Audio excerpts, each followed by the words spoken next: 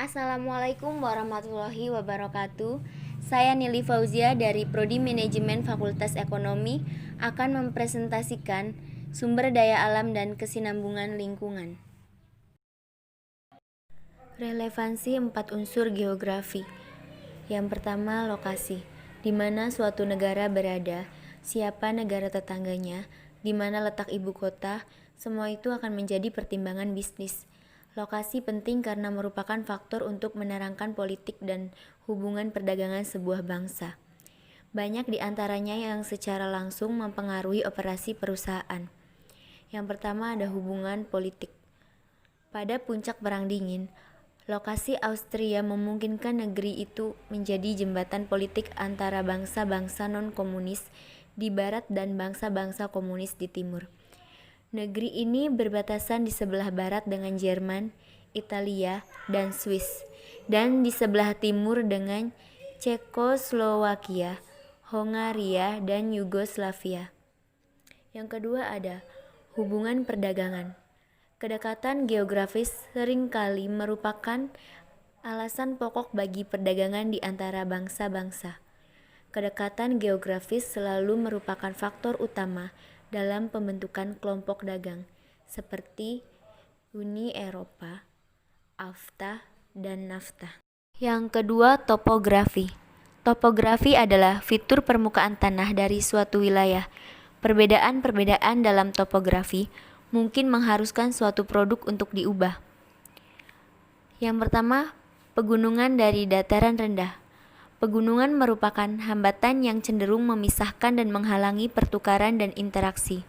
Sementara area yang rata atau dataran dan plato memudahkannya. Sebuah contoh hambatan demikian adalah pegunungan Himalaya.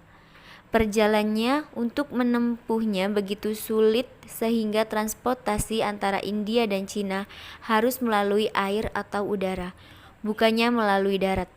Yang kedua, gurun pasir dan hutan tropis.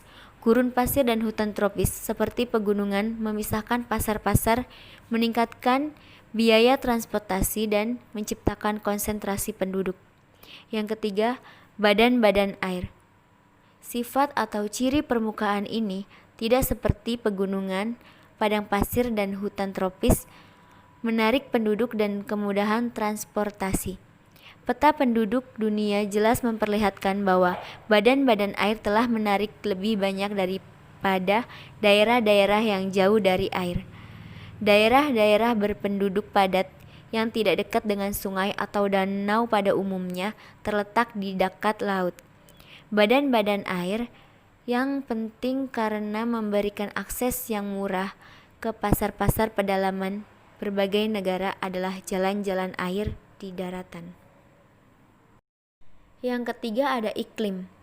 Iklim atau suhu udara dan hujan atau salju merupakan unsur kekuatan fisik yang paling penting karena lebih dari faktor lain manapun. Ia menetapkan batas-batas yang dapat dilakukan manusia, baik secara fisik maupun ekonomi. Di mana iklimnya keras, di situ terdapat sedikit pemukiman penduduk. Tetapi di mana iklimnya serba permisif, pada umumnya terdapat kelompok-kelompok penduduk yang besar. Meskipun demikian, iklim tidaklah bersifat menentukan. Ia memungkinkan terjadinya perkembangan tertentu, tetapi bukan menyebabkannya.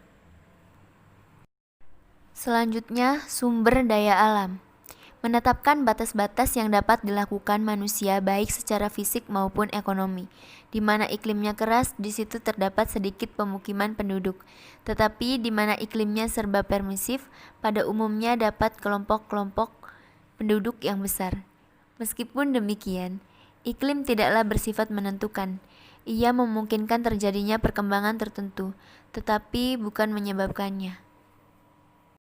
Penghancuran sumber daya alam. Menurut sejarah, bangsa-bangsa telah memberikan perhatian relatif sedikit kepada pencemaran dan penghancuran sumber daya alam di dunia.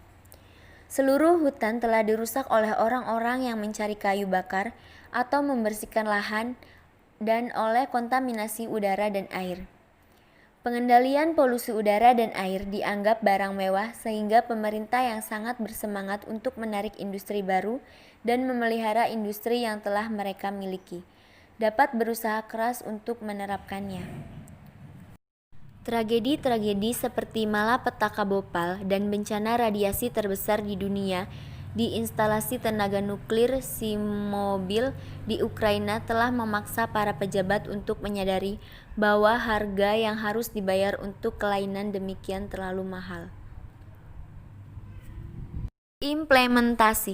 Implementasi adalah suatu tindakan atau pelaksanaan rencana yang telah disusun secara cermat dan rinci.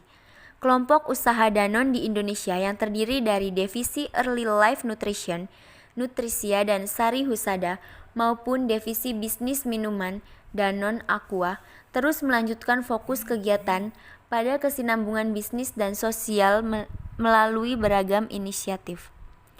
Corporate Communication Director Danone Indonesia, Arif Mujahidin menjelaskan, divisi Danone Early Life Nutrition awal tahun ini sukses meluncurkan produk susu pertumbuhan dalam kemasan yang siap minum dengan merek SGM Aktif dan Bebelac Go. Demikian yang bisa saya sampaikan, kurang dan lebihnya mohon maaf. Wassalamualaikum warahmatullahi wabarakatuh.